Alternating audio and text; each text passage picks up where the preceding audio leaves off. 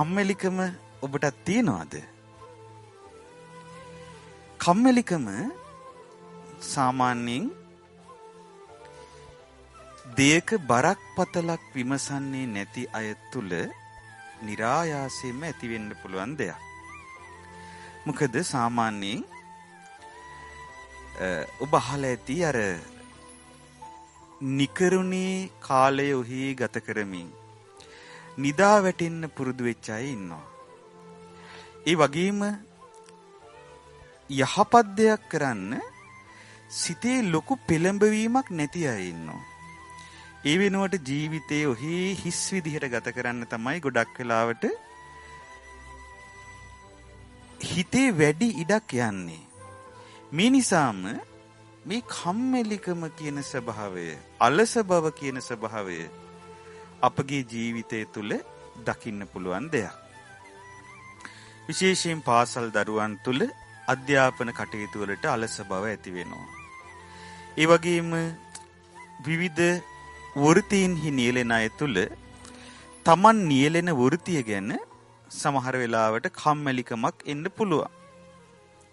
මේ විදිහට එන කම්මැලිකම අපි හැමෝම කැමති නැති කරගන්න. නමුත් බොහෝ දෙනෙක් කියන කාරණයක් තමයි අනේ ස්වාමීන් වහන්සේ කම්මැලිකම හිතට එනවා නැති කරගන්න බෑනේ. කම්මැලිකම ආවට පස්සේ නිදා ගන්නමයි හිතෙන්නේ. එහෙම නැත්තම් ඔය කොහෙට හරි ඔළුව තියාගෙන ඇලවිලා ඉන්නයි හිතෙන්නේ. ඒ කම්මැලිකම ජය ගන්න හැටි අපි දන්නේ නැහැ. කම්මැලිකම ජය ගන්නවා කියන කාරණේ පින්නතුනේ ආර්ය ශ්‍රාවකයන් විසින් අනිවාර්යෙන් සිදු කළ යුතු දෙයක්. බුදුරජාණන් වහන්සේ පෙන්වා දුන්නා ඔය කම්මැලිකම එහෙමත් නැතිනම් අලසකමත් එක්ක බැඳුණු නීවරණයක් තියෙනවා. මොකක්ද ඒකට කියන්නේ? තීන මිද්දය කියලා කියනවා. ඒ කියන්නේ නිදිමත හා අලස බව තීන මිද්දය. මේ තීන මිද්දේ හිතට ආවට පස්සේ කම්මැලියාගේ කම්මැලිකම තවත් වැඩි වෙනවා. ඒ නීවරණෙන් හිත වැහිලා යනවා. එතකොට හරි අමාරුයි උත්සාහයෙන් වීරියෙන් නැගී සිටින්න.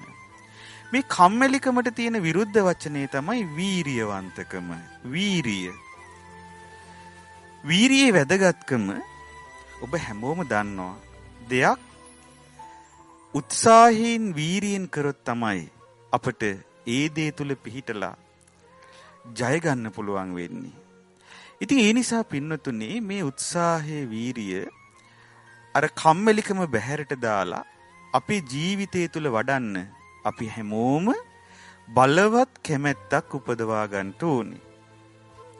ඒ නිසා කම්මැලිකම දුරු කරගන්න කැමති කෙනා පළමුවෙන්ම මේ කම්මැලිකමේ තියෙන ආදීනව තේරුම් ගන්න ඕනේ. මොකද තේරුම් ගන්න ඕනේ?